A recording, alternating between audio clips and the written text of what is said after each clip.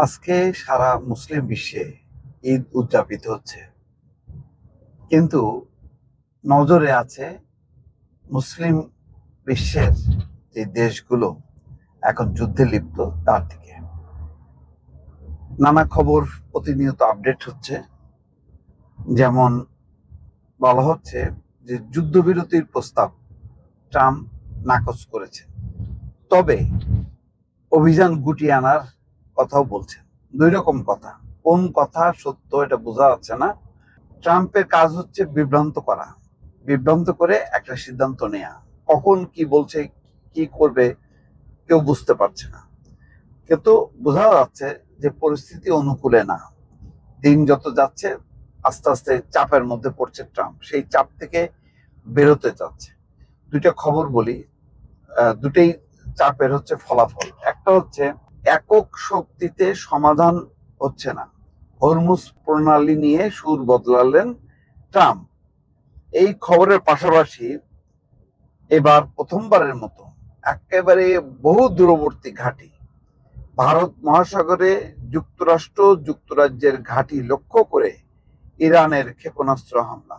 কয়েকদিন আগে না, গতকালকেই সম্ভবত ইরানের পররাষ্ট্রমন্ত্রী বলেছেন যে যুক্তরাষ্ট্র যদি যুক্তরাজ্যের ঘাঁটি ব্যবহার করা হয়, তাহলে এটা ইরানের উপর যুক্তরাজ্য হামলা করছে, এটাই বিবেচনা করা হবে। বাস্তবে তাই ঘটলো।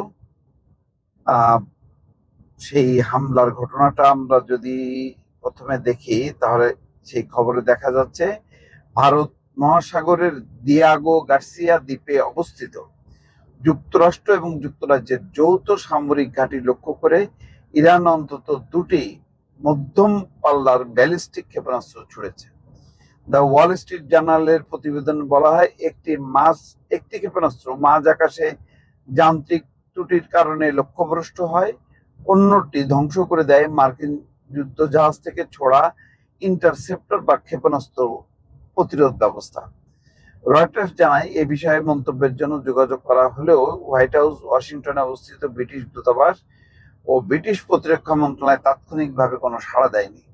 ওয়াল স্ট্রিট জার্নালের প্রতিবেদন অনুযায়ী ইরান থেকে প্রায় 4,000 কিলোমিটার দূরে 4,000 কিলোমিটার দূরে ইরান কিন্তু দেখেন ক্ষেপণাস্ত্রগুলি ছুটছে যে তেল আবিবে 1,900 কিলোমিটার, আর এটা 4,000 কিলোমিটার দূরে অবস্থিত দিয়াগো গার্সিয়া কে লক্ষ্য করার সক্ষমতা নির্দেশ করে যে ইরানের ক্ষেপণাস্ত্রের পাল্লা আগের দাবির চেয়ে অনেক বেশি। আগে হয়তো কম দাবি করা হয়েছিল যে তারা অত বেশি পাল্লায় অত দূরত্বে ছুটতে পারে না, কিন্তু সেটা এখন ভুল প্রমাণ হলো। 4,000 কিলোমিটার দূরে লক্ষ্যবস্তুতে আঘাত হানার সক্ষমতা আছে। গত মাসে ইরানি পররাষ্ট্রমন্ত্রী আব্বাস আরাকচি দাবি করেছিলেন, ইরান ইচ্ছাকৃতভাবে তাদের ক্ষেপণাস্ত্রের পাল্লা 2,000 কিলোমিটারের মধ্যে সীমাবদ্ধ রেখেছে, কিন্তু এখন দেখা যাচ্ছে সেটা না। যাই পরিস্থিতি প্রতিকূলে যাচ্ছে দিনকে দিন, সেটাই প্রমাণ হচ্ছে। এবং আরো একটি বিষয় প্রমাণ হচ্ছে যে ইরানের তেলের উপর যে নিষেধাজ্ঞা, সেটা প্রত্যাহার করতে বাধ্য হয়েছে, 1 মাসের জন্য আপাতত বাধ্য হয়েছে। এই কারণে তেলের সংকট দেখা গেছে মধ্যপ্রাচ্যের বিভিন্ন স্থাপনায়।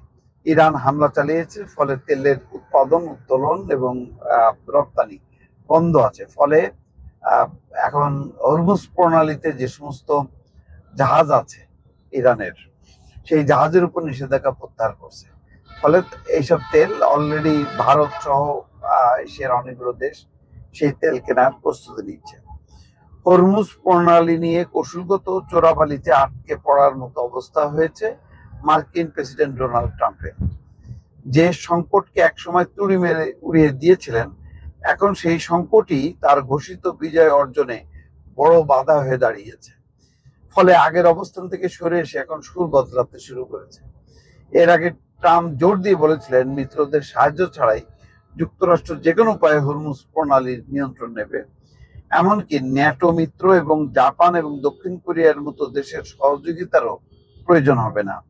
কিন্তু এখন তিনি এই সংকটকে শুধু যুক্তরাষ্ট্রের নয় বলে মন্তব্য করেছেন, হরমুজ সংকটকে পুরো বিশ্বের সমস্যা হিসেবে তুলে ধরার চেষ্টা করছেন। কিন্তু দুঃখজনক হচ্ছে এই যে ট্রাম্পের আহ্বানে সাড়া দিয়ে মিত্ররা এগিয়ে আসেনি, এটা নিয়েও চরমভাবে ক্ষুব্ধ, বিশ্বাসঘাতক বলেও উল্লেখ করেছেন ট্রাম্প।